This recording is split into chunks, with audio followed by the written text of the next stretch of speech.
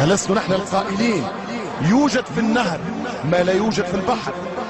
البحر كانت الكرة القريبة. أطوار المباراة كانت على النحو التالي، وكانت من دون جمهور مثلما نشاهد في الصور الآتية. الجماهير حجزت أماكنها في المنازل المجاورة للمباراة، وهذا هو الهدف الأول بالنسبة لجمعية عين مليلة الذي كان بهذه الطريقة. بعد أخذ ورد في منطقة الجزاء، اللاعب سيماني يسجل هدف السبق في الدقيقة 38، وطريقة غريبة في الاحتفال لم نتعود عليها، لكن المهم أنه الهدف الأول الذي سجل لصالح جمعية عين مليلة كان ذلك في الدقيقة 38.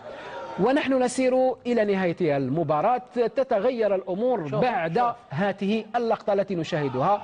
الحكم يصفر ضربة جزاء لصالح وداد تلمسان في الدقيقة 86.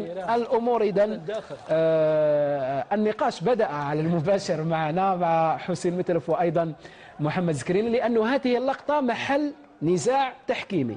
هل ضربة الجزاء صحيحة؟ هل هي داخل منطقة الجزاء؟ هل هي خارج منطقة الجزاء؟